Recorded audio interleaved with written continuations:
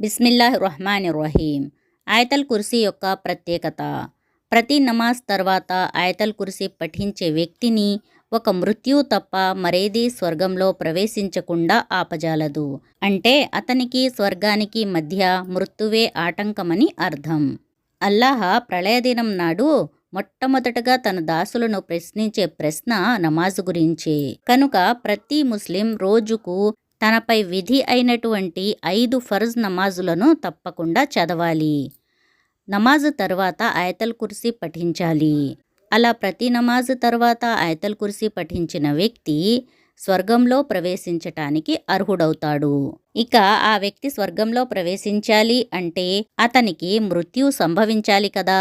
అదే ఈ హదీసు యొక్క సారాంశం. ఇక ఆయతల్ కుర్సీ యొక్క మరొక ప్రత్యేకత, ఎవరైనా రాత్రిపూట పడుకునేటప్పుడు ఆయతల్ కుర్సీ పఠిస్తే ఆ రాత్రంతా శైతాన్ అతని దరిదాపులకు కూడా రాలేడు. ఏ వ్యక్తి అయినా రాత్రిపూట పడుకునేటప్పుడు ఆయతల్ కుర్సీ పఠిస్తే అల్లాహ అతనిపై ఒక దైవదూతను నియమిస్తాడు. ఆ దైవదూత రాత్రంతా అతనికి కాపలాగా ఉండి శైతాన్ అతని దరిదాపులకు కూడా రాకుండా చూస్తాడు. మరి ఇంత ఘనత గల ఆయతల్ కుర్సీని మనం నేర్చుకుందామా? బిస్మిల్లాహిర్రహ్మానిర్రహీం. ఆయతల్ కుర్సీ.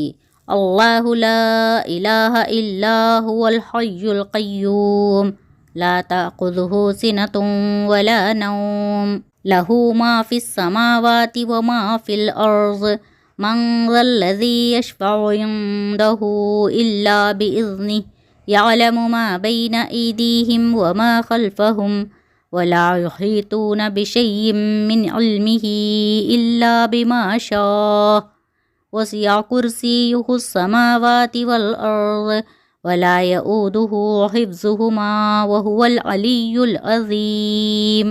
ఆయతల్ కుర్సీ ఇంకోసారి చదువుదాం. అల్లాహు లా ఇలాహ ఇల్లా హువల్ హయ్యుల్ ఖయ్యూమ్ లా తఅఖుదుహు సినతున్ వలా నౌమ్ లహు మా ఫిస్ సమావాతి వ మా ఫిల్ అర్ద్ మన్ దల్లదీ యష్ఫఉ ఇందహు ఇల్లా బిఇజ్నిహి యఅలము మా బైన ఐదీహిం వ మా ఖల్ఫహుం వలా యుహీతూన బిషైఇం మిన్ ఇల్మిహి ఇల్లా బిమా షాఅ వసిఅ కుర్సియ్యుహు స్సమావాతి వల్ అర్ద్ వలా యఊదుహు హిఫ్జుహుమా వహువల్ అలియ్యుల్ అజీమ్.